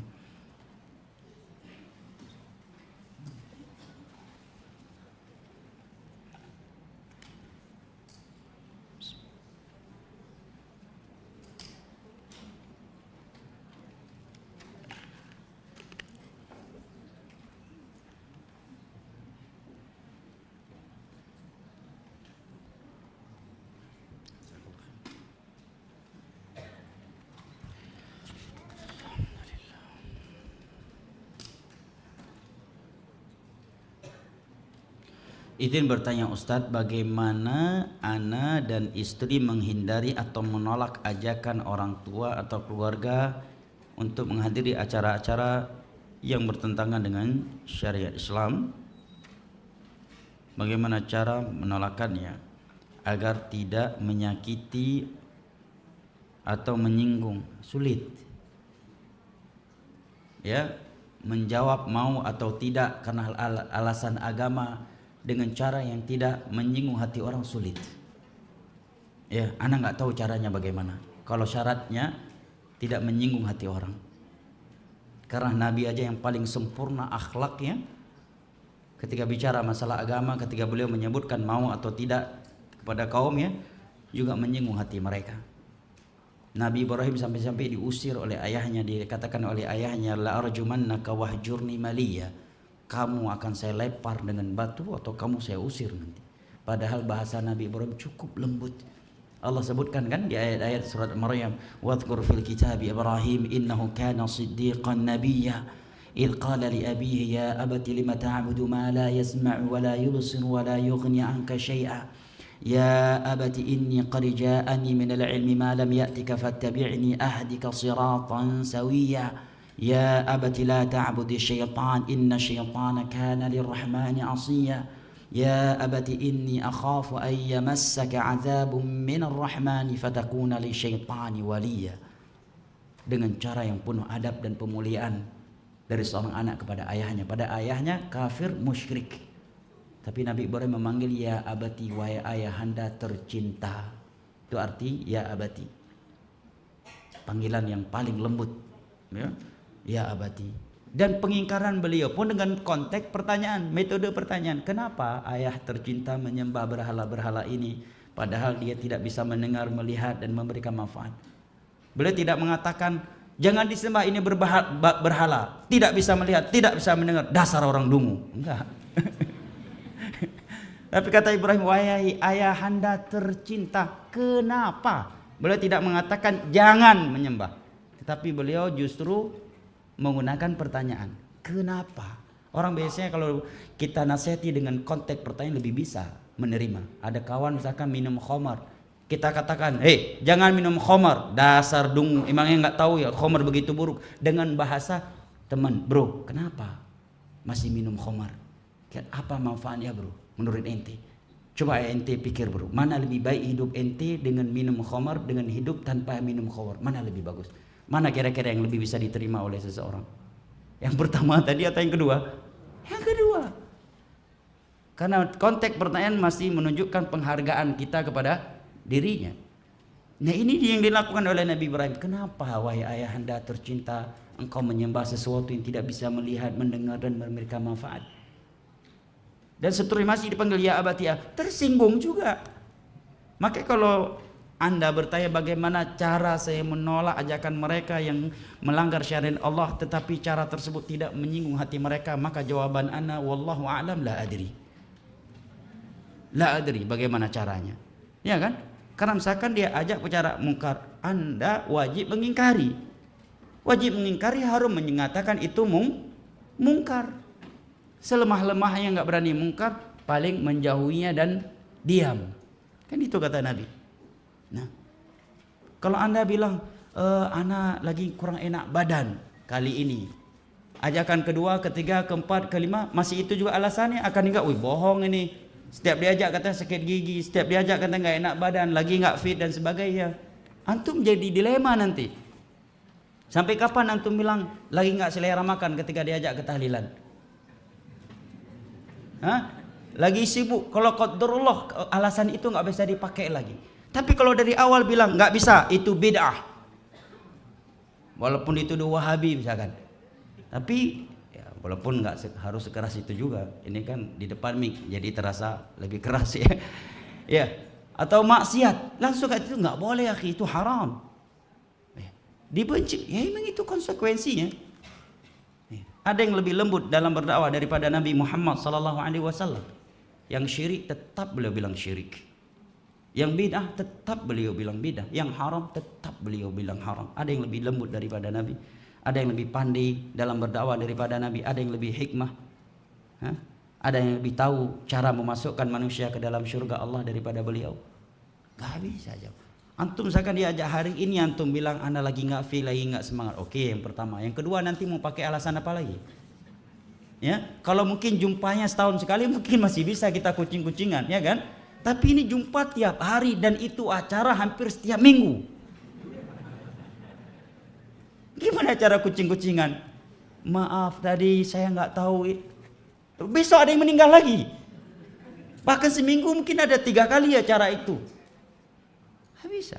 Tapi kalau antum jalan maaf, saya meyakini itu begini. Tapi kalau bapak tidak meyakini, saya tidak. Tapi saya akan datang di waktu-waktu yang tidak ada pelanggaran agama. Begitu meninggal, kita yang pertama turun ke liang kuburnya. Kita rela kotor-kotoran menurunkan jenazahnya. Kita ikut mensolatkannya. Kita antar makanan dan minuman kepada anaknya. Pas acara enak makan minum perbaikan gizi, kita justru nggak datang. Kalau mereka orang yang punya akal akan menganggap kitalah yang paling sportif dan yang paling sayang kepada mereka, walaupun dikatakan tapi sayang dia Wahabi. Ya. Karena akal dia akan menilai kita, ya kan? Jenazah dia ikut sholatkan, dia ikut ngantar jenazah, ya. Keluarga yang ngantar makanan untuk kita. Pas giliran makan-makan malah nggak datang. Berarti memang benar-benar berprinsip dalam beragama ini orang. Benar-benar sportif, benar-benar di atas kebenaran. Tapi kalau jenazah nggak ikut dia salati, ngantar jenazah juga enggak, ngantar makanan juga enggak. Pas giliran makan minum dia datang, nuduh yang nggak datang Wahabi. Kebalik enggak? Padahal dia yang datang cari makan ke situ. Yang dituduh Wahabi nggak nyari makan, justru datang untuk sholat, datang ngantar jenazah dan datang ngantar makanan dan minuman lagi. Mana logikanya itu? Nah, maka jamaah yang dimuliakan Allah, ya, terkadang kita nggak bisa kucing-kucingan. Kalau pertemuannya sekali dalam setahun mungkin bisa kucing-kucingan, ya kan? Misalkan sekarang antum setiap hari duduk sama kawan ngerokok, selalu nawarin ngerokok. Sampai kapan antum bilang bibir lagi nggak enak bro? Sampai kapan? Ya kan? Sehari 6 kali ngopi sama dia, kasih rokok, selalu bibir lagi kurang enak bro. Nantilah kalau udah enak bibir gua ngerokok. Begitu sampai kapan? Ya kan? Kalau dia nawarin rokok sebulan sekali mungkin bisa alasan seperti itu. Kalau udah tiap hari bilang aja rokok haram walaupun gudang haram. Kita bilang haram rokok itu. Paling tidak walaupun dia masih ngerokok depan kita, udah nggak nyuruh kita ngerokok lagi. Bahkan sebagian mereka masih, afwan bro ya, gua ngerokok, gua sih yakin ini haram tapi belum bisa ninggalin bro. Udah mending itu, udah lumayan tuh. Ya kan, daripada dia menyalahkan kita gara-gara nggak ngerokok. Nah, gak bisa kucing-kucingan masalah agama jamaah. Qad tabayyana ar-rusydu minal ghayy.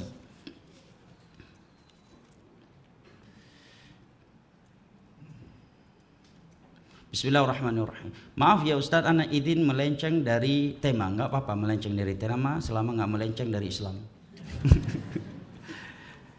Taib, kata akidah, jika doa kata asatidah. Ini pasti asatidah. Nah, asatidah maksudnya jika doa harus berselawat kepada kekasih Allah dan Rasulnya, apakah harus untuk semua doa dan apakah benar doa tidak naik ke langit jika tidak bersalawat? Nah, barakallahu fik, dirinci. Apabila dimaksud doa di tasyahud, nah, iya, harus diawali dengan salawat kepada Nabi SAW karena salawat pada tasyahud hukumnya wajib. Nah, dan hadis yang Nabi mengatakan nggak ada doanya karena dia langsung meminta, karena tidak salawat dia kepada Nabi dalam tasyahudnya. Adapun dalam keumuman doa, maka adab dan yang membuat doa semakin mustajab adalah bersalawat kepada Nabi. Namun bukan berarti syarat diterimanya doa. Betapa banyak dalil-dalil menunjukkan Nabi itu berdoa tanpa menyebutkan salawat kepada diri beliau, sebagaimana Anas bin Malik radhiyallahu anhu menyebutkan dalam Sahih Bukhari bahwa termasuk doa Nabi SAW yang sering beliau bacakan adalah yang tertera dalam surat Al-Baqarah, Rabbana atina fid dunya hasanah wa fil akhirati hasanah wa qina adzabannar. Tidak mengawali dengan salawat. Juga Aisyah radhiyallahu anha mengatakan doa yang paling sering Nabi bacakan adalah Allahumma muqallibal qulub tsabbit qalbi ala dinik, juga tidak diawali dengan salawat. Nah, ketika saudara kita bersin, dia mengucapkan alhamdulillah, kita mendoakan dia apa? yarhamukallah, kan doa juga. Apakah salawat dulu Allahumma shalli ala Muhammad yarhamukallah? Kan enggak. Nah, barakallahu fikum. Namun secara umum doa-doa yang kita lakukan secara khusus, baik itu bentuk doa yang mutlak maupun doa yang telah dikhususkan, maka bersalawat kepada Nabi di awal dan di akhirnya adalah sebab doa itu menjadi lebih mustajab. Ketika kunut witir, kunut nazilah dan yang lainnya, ketika kita berdoa secara khusus, wallahu a'lam bishawab. Bagaimana cara bertobat yang benar sehingga kita yakin bahwa dosa kita lakukan telah diterima oleh Allah Jalla wa Ala? Yakin diterima boleh, tapi ingat juga harus ada cemas apabila Allah belum menerimanya. Maka ibadah itu bukan harap semata, tetapi harap cemas. Yad'una rabbahum khaufan wa tama'a. Mereka beribadah kepada Allah dalam harap cemas. Dari satu sisi dia optimis tobatnya akan diterima oleh Allah, tetapi di sisi lain dia juga cemas seandainya Allah belum menerimanya, sehingga dia masih tetap semangat beribadah. Dan ini sifatnya orang-orang mukmin yang Allah sebutkan di dalam surat Al-Mu'minun, walladzina yu'tuna ma atau wa qulubuhum wajilatun annahum ila rabbihim raji'un ulaika yusari'una fil khairati wa hum laha sabiqun. Mereka orang-orang mukmin itu adalah orang-orang yang banyak berbuat tetapi hati mereka tetap selalu takut kepada Allah. Karena mereka tahu akan kembali kepada Rabb mereka, maka mereka bersegera dalam melakukan kebaikan dan berlomba-lomba di dalamnya. Ketika ayat ini turun, maka ibunda kita Aisyah radhiyallahu anha sebagaimana dalam riwayat Imam Tirmidzi datang kepada Nabi SAW mengatakan, ya Rasulullah, apakah ini maksud oleh Allah di dalam ayat ini? Mereka banyak berbuat tetapi tetap takut kepada Allah, sehingga Allah memuji mereka, yaitu mereka yang minum khamar, berzina dan mencuri tetapi hatinya tetap takut sama Allah, sehingga Allah memuji mereka. Apakah demikian pemahaman dari ayat ini? Nabi mengatakan, la ya bintas siddiq, bukan demikian wahai putrinya Siddiq. Ini akhlak buat kita suami, memanggil istri hendaknya dipanggil dengan panggilan-panggilan yang memuliakan dia. Ya, Nabi memanggil Aisyah ya bintas Siddiq, wahai putrinya As-Siddiq. Ya, jangan memanggil istri dengan panggilan-panggilan yang tidak memuliakan. Terkadang Nabi memanggil Aisyah ya Humairah. Apa arti Humairah? Wahai wanita yang cantik jelita, saking cantiknya dia putih kemerahan. Ya, namun jangan salah kias. Jangan salah kias, karena istrinya hitam berarti panggilnya ya keling, bukan. Nanti dijawab pula sama dia, walaupun ini keling, itu rumah punya si keling ini, itu mobil juga punya si keling ini. Kamu akan mati tanpa si keling ini, ya baru bingung nanti. Baik, Nabi mengatakan la ya bintas Siddiq. Bukan demikian pemahamannya wahai putrinya As-Siddiq. Justru yang Allah maksud dalam ayat ini adalah mereka yang suka salat, suka berpuasa dan bersedekah, tetapi mereka selalu cemas seandainya Allah belum menerimanya dari mereka, sehingga mereka bersegera dalam melakukan kebaikan-kebaikan yang lainnya dan berlomba-lomba di dalamnya. Dan taubat yang benar kata para ulama, di antara Imam Nawawi dalam kitab Taubah dari kitab Riyadhus Shalihin, yang pertama dia al-iqla'. Dia melepaskan dirinya dari dosa itu. Karena ada sebagian orang mulutnya astagfirullah, astagfirullah, tapi tetap aja melakukannya. Nah, yang kedua al-azm alla ya'uda ilaiha. Dia bertekad untuk tidak mengulanginya dan tidak jatuh lagi ke dalamnya. Itu bukanlah syarat sah taubat. Dan tidak ada yang mampu seperti itu. Kullu bani Adam khata' wa khairul khata'in at-tawwabun. Seluruh anak Adam itu berulang kali jatuh ke dalam dosa. Dan sebaik-baik anak Adam yang berulang kali jatuh ke dalam dosa adalah yang berulang kali taubat. Dia bertekad tidak mengulanginya kembali. Yang ketiga adalah an-nadam. Dia menyesal telah melakukannya, sehingga dia tidak membangga-banggakan dirinya dengan maksiat itu. Itu bukti. Kalau orang masih membanggakan maksiat yang pernah dia lakukan walaupun sudah bertobat, berarti dia nggak menyesal dong melakukannya, ya kan? Bahkan menganggap dirinya udah suhu. Kalian baru khamar seminggu sekali ya udah bangga ini. Lebih dulu tiap malam minum khamar ke diskotik biasa aja, nggak kayak kalian. Berarti nggak nyesal dong. Ya, membanggakan dirinya kesuhuan yang di atas maksiat sebelumnya. Mestinya menyesal dan malu kok. Ya. Kecuali kata Syekh Utsaimin, dia menyebutkannya untuk menjelaskan betapa besarnya hidayah taubat. dan betapa buruknya kita hidup di dalam maksiat. Sebagaimana para sahabat dahulu dalam Sahih Bukhari disebutkan setelah subuh mereka duduk-duduk sambil nunggu syuruk. Yang ini menyebutkan dulu menyembah berhala, yang ini menyebutkan dulu yang pernah melakukan maksiat ini dan maksiat itu, kemudian Islam datang menyelamatkan kita dari itu semuanya. Ke dalam kerangka itu tidak mengapa kata para ulama. Nah, ini ya syaratnya. Dia melepaskan dirinya dari maksiat tersebut, bertekad untuk tidak mengulanginya dan menyesalnya. Setelah itu adalah syarat-syarat yang umum, ikhlas karena Allah. Dan apabila dosanya itu berkaitan dengan hak anak Adam, dia harus meminta maaf kepada orang tersebut kalau dia pernah menggores kehormatannya dengan menggibahinya, dengan memfitnahnya. Hati-hati jemaah. Dosa dengan anak Adam tidak terampuni dengan ibadah apapun. Dosa antara kita dengan Allah terampuni, tapi dengan dia sampai hak dia kita kembalikan. Kalau kehormatan kita minta maaf kepadanya. Kalau dia nggak tahu kita gibahi, maka cukup memperbanyak ampunan untuknya. Tapi ingat, kalau dia udah tahu kita sudah menggibahi dia, kita memfitnah dia, kita harus datang kepadanya minta maaf. Seorang nabi sekalipun gak selamat kalau sempat jatuh ke dalam dosa yang seperti ini. Tapi para nabi diselamatkan oleh Allah. Makanya Nabi suatu ketika pernah berdiri di hadapan para sahabatnya. Siapa di antara kalian yang pernah aku cambuk dan aku salah? Berdirilah seorang sahabat mengatakan, ya Rasulullah, aku pernah engkau cambuk dan aku tidak bersalah. Di mana aku mencambukmu saat itu, kata Nabi? Di perut, wahai Rasulullah. Nabi pun berdiri membuka perutnya dan bersiap-siap untuk dicambuk oleh sahabatnya tersebut. Begitu Nabi membuka perutnya, dia langsung mencium dan memeluk Nabi SAW. Hanya ini yang aku ingin balas, wahai Rasulullah. Kata para ulama, Nabi saja takut menghadap kepada Allah kalau ada kezaliman kepada seorang hamba dan dia belum memaafkannya. Hati-hati. Ya. Nah, apalagi dia udah tahu kita memfitnah dia di media sosial, kita menggibahi dia dan nggak mau minta maaf, hati-hati. Nabi mengatakan ittaqi da'watal mazlum. Hati-hati dengan doa orang yang kamu zalimi. Karena doa orang yang kita zalimi itu mustajab, walaupun yang kita zalimi Yahudi, Nasrani, musyrik, Majusi, apalagi yang kita zalimi seorang mukmin. Seorang mukmin, seorang yang berilmu lagi atau seorang yang saleh. Maka harus kembali kita minta maaf. Kalau itu berbentuk harta, kita kembalikan kepadanya. Kalau dia nggak ada, kita kembalikan ke warisan ahli warisnya. Kalau ahli warisnya juga tidak ada, maka disedekahkan atas namanya. Nah, wallahu taala alam bissawab. Ada ulama sunnah apa ini? Dan pesantren bisa berubah menjadi pendeta. Bagaimana ya Ustadz keimanannya meninggalkan 3 sifat? Itulah hidayah. Maka doa yang paling sering Nabi panjatkan, Allahumma muqallibal qulub tsabbit qulubana ala dini. Ada yang lebih mengherankan dari ini. Apa jamaah?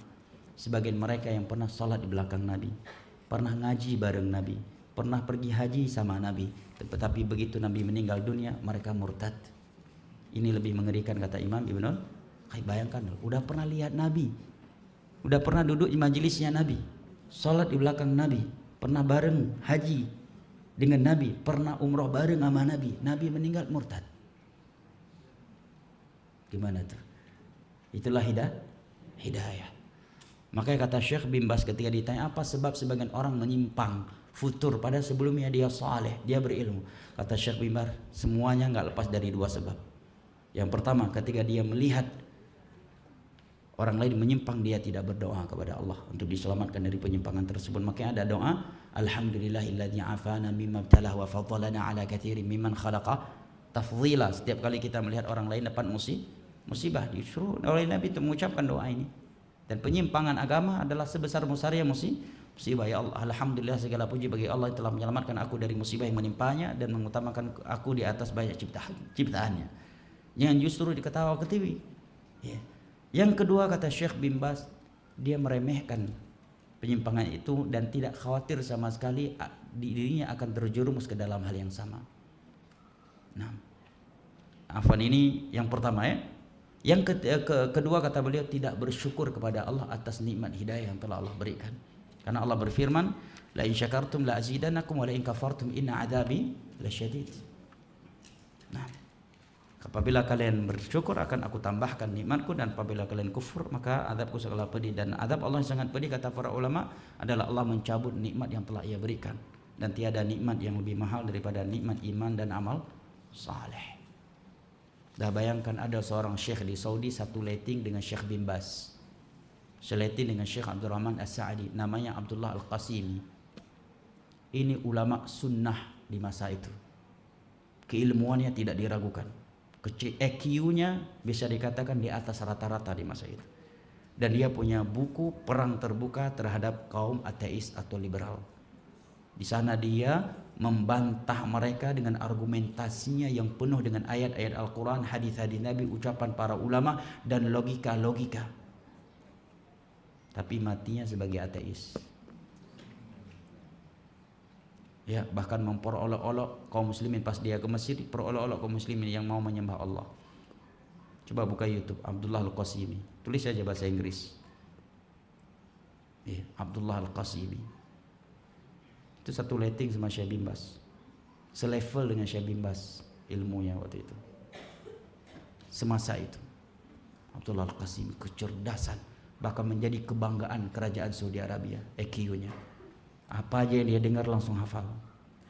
Hafiz 30 juz, ya, ribuan hadis Nabi. Menulis kitab, dan kitabnya bestseller, menjadi kitab terbaik dalam membantah syubhat ateis dan kaum liberal. Mati sebagai ateis. Coba klik di YouTube, bahkan di Google aja keluar itu biografi Abdullah Al-Qasimi, pasti keluar di Wikipedia tuh. Seorang ulama tadinya mati sebagai ateis. Hidayah, ikhwan. Bahkan Syekhuna Abdurrahman Al-Adili pernah bercerita, seorang alim, beliau nggak sebutkan namanya karena nggak boleh, karena ini maksiat, sebagai pelajaran. Seorang syekh mati di atas perut seorang pelacur. Hidayah. Maka doa yang paling sering Nabi panjatkan adalah Allahumma muqallibal qulub tsabbit qulubana ala dinik. Bayangkan ada orang udah pernah ngaji bareng Nabi, sholat di belakang Nabi, udah pernah lihat wajah Nabi. Nabi meninggal murtad, dan sebagian mereka nggak tanggung-tanggung murtadnya, justru berada di barisannya Musailamah Al-Kadzdzab.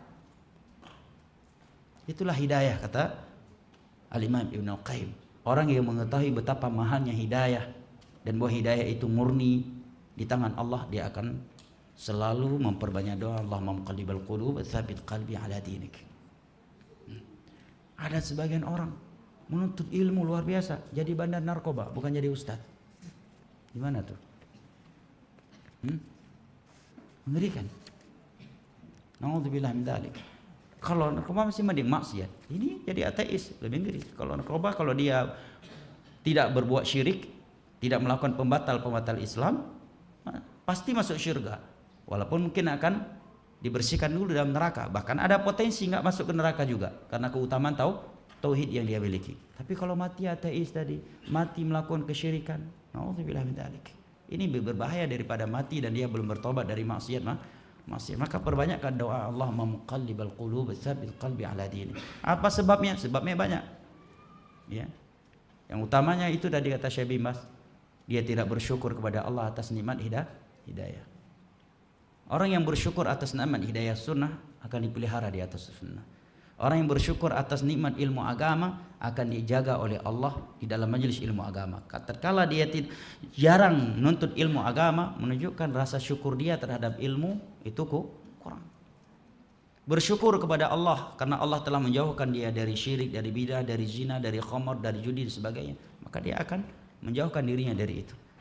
Yang kedua, kata Syekh bin Baz, dia tidak berdoa kepada Allah Jalla wa'ala ketika melihat orang lain jatuh ke dalam kesyirikan, kebidahan atau maksiat untuk diselamatkan darinya. Sebab-sebab yang lainnya juga tentunya banyak, circle, ya, karena syubhat, juga karena syahwat dan sebagainya. Wallahu a'lam bishawab. Yang pertama, apakah boleh kita meminjamkan uang ke teman, ya? Apa ini? Kepada penjual kambing, lalu kita berikan 1 ekor kambing untuk berkurban. Gimana maksudnya ini?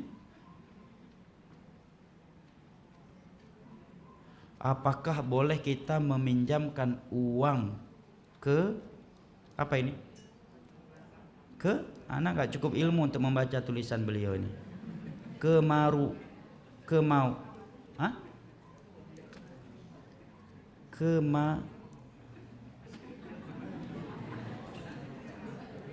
Ada yang bisa baca? Coba baca.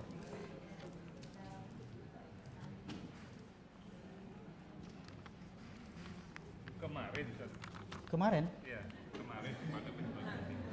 Kok kemarin? Apa? Apakah boleh kita meminjamkan? Kan meminjamkan, berarti belum dong. Kalau kemarin meminjam ya kan?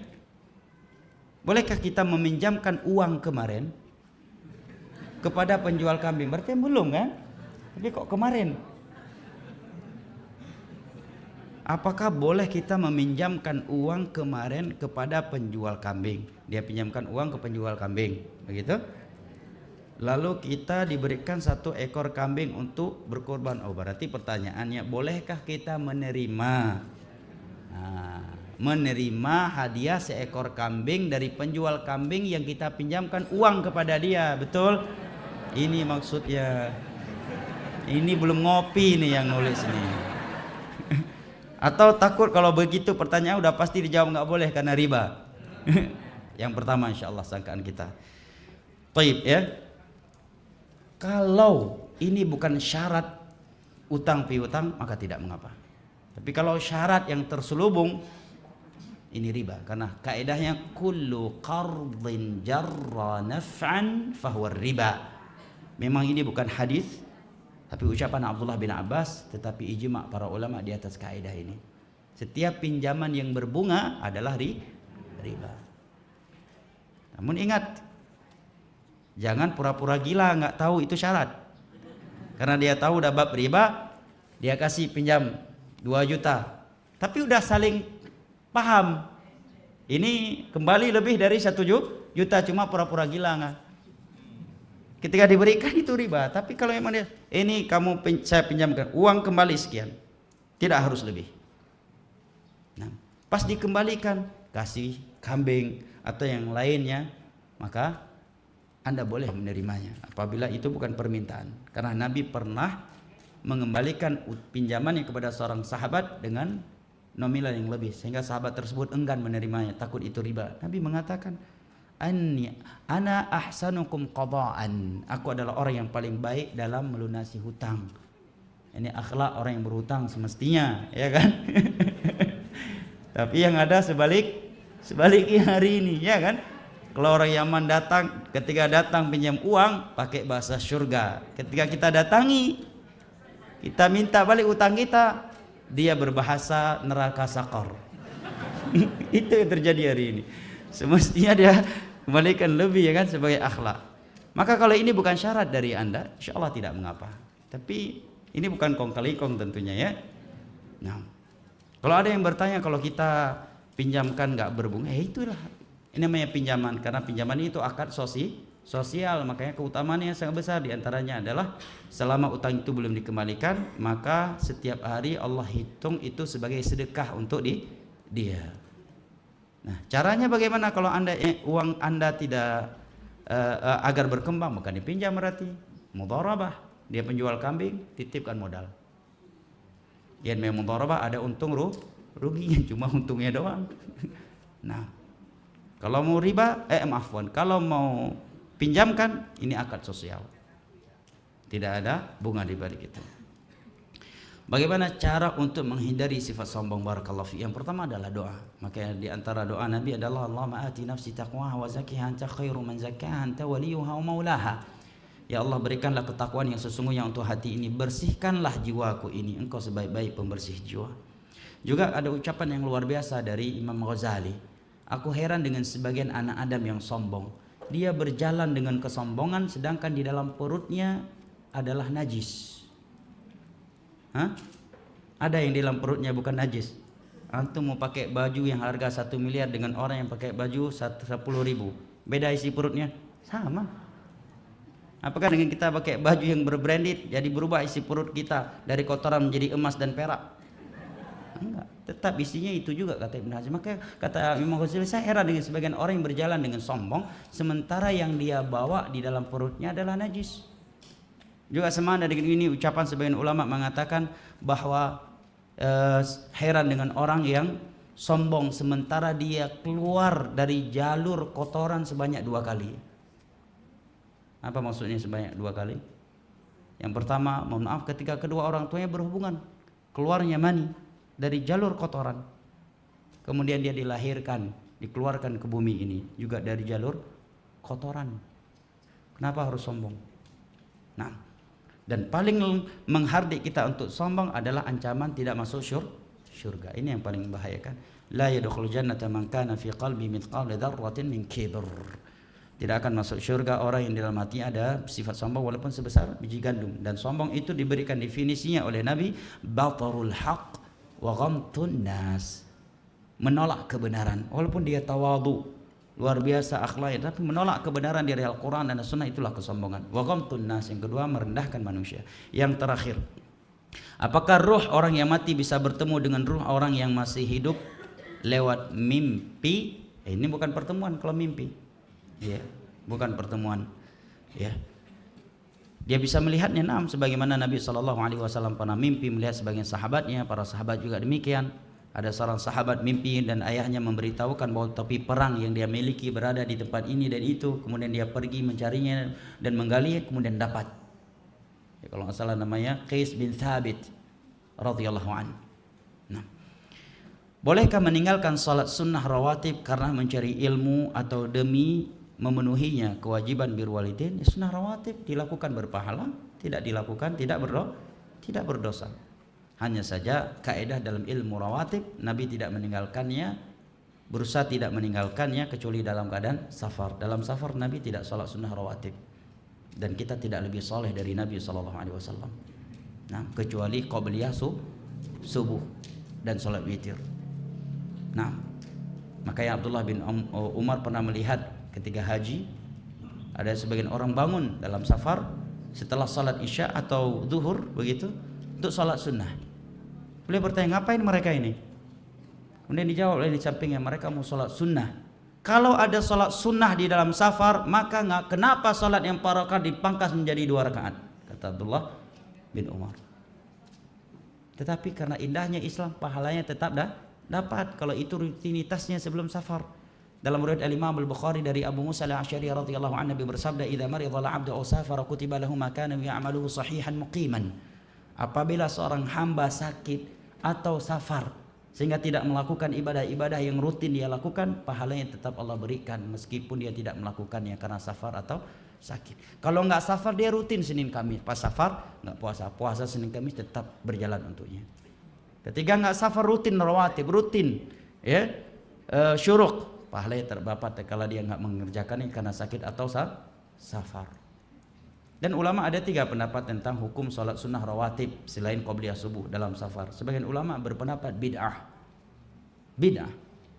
melakukan salat sunnah rawatib. Ini pendapatnya Ibnu Hazm, Daud Al-Zahiri. Sebagian ulama menukilkan riwayat dari Abdullah bin Umar, beliau termasuk yang mengatakannya bid'ah. Pendapat yang kedua, pendapat jumhur, mengatakan bahwa salat sunnah rawatib dilakukan di dalam safar sebagaimana kita lakukan ketika tidak safar. Karena apa yang berlaku di dalam mukim berlaku pula dalam safar, kecuali ada dalil yang melarangnya. Pendapat yang ketiga adalah pertengahan dari 2 pendapat ini, bahwa rawatib di dalam safar tidak dipelihara seperti dipeliharanya ketika tidak dipelihara seperti memeliharanya ketika kita tidak safar. Dan ini Nabi tidak pernah didapatkan salat sunnah ba'diyah qabliyah zuhur di dalam safar. Ya, ba'diyah isya pada safar, ba'diyah maghrib enggak ada, kecuali salat witir qabliyah subuh atau sunnah mutlak.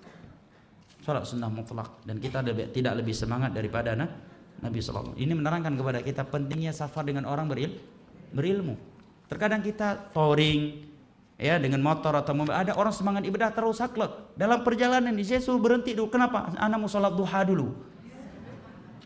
Padahal kalau dia mau salat duha sambil nyetir dia boleh melakukannya.